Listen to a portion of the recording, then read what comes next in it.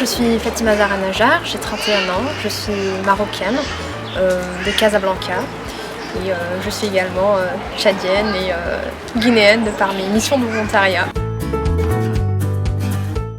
J'ai choisi de m'engager en tant que volontaire pour deux raisons. En fait, après mes 2 années d'expérience dans le domaine du développement durable international au Maroc, j'ai eu envie d'avoir une expérience terrain, de travailler, d'être beaucoup plus proche des bénéficiaires et voilà, de mieux comprendre les enjeux sociaux, économiques, environnementaux du développement et de pouvoir mieux adapter mes actions, mon impact sur ces personnes. La deuxième raison, c'est mon envie de découvrir le monde, s'ouvrir sur d'autres cultures, sur d'autres personnes, sur d'autres milieux, notamment l'Afrique subsaharienne qui me fascinait beaucoup depuis que j'étais petite.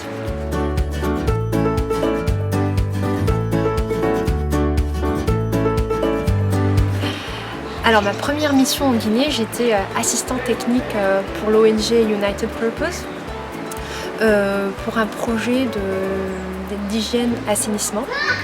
Donc j'intervenais en appui à l'équipe locale pour mettre en œuvre le projet sur tous ces aspects. Ma deuxième mission au Tchad, j'étais chargée de mission au sein du Fonds national d'appui à la formation professionnelle.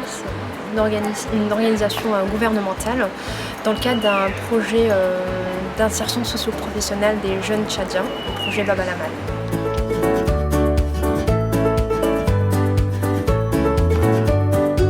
Ce que le volontariat m'a apporté au-delà d'une richesse professionnelle, d'une belle expérience professionnelle, c'est surtout un apprentissage de soi-même, une ouverture sur les autres. On devient beaucoup plus tolérant, on a une vision beaucoup plus globale, on va dire, du monde, des gens, au-delà de leur appartenance culturelle, religieuse. C'est considérer l'être humain en tant que tel, en tant qu'être humain, tout simplement.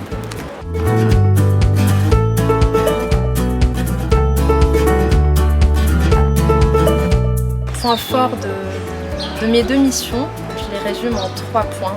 L'arrivée dans le pays, c'est ce premier contact avec le pays, avec les gens. Je me rappelle qu'en Guinée, c'était ce qui m'avait le plus marqué. Donc olfactivement et visuellement, c'était ce premier bol d'air chaud et humide qu'on reçoit quand on sort de l'aéroport.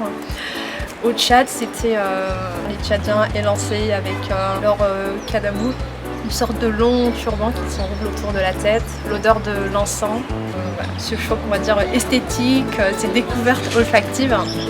Ensuite, la deuxième phase, ce que j'appelle la fin de la lune de miel avec le pays.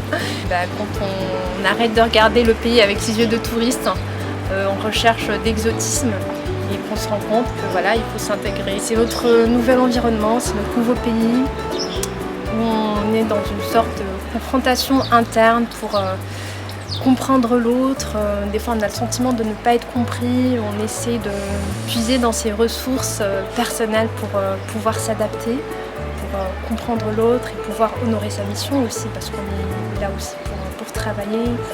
Et la dernière partie, c'est toujours le départ, j'en ai eu 2, se rendre compte que la mission était finie et qu'il faut repartir, se détacher d'un lieu, oulala, beaucoup d'émotions, de personnes avec qui on a passé beaucoup de temps, avec qui on a tissé des liens.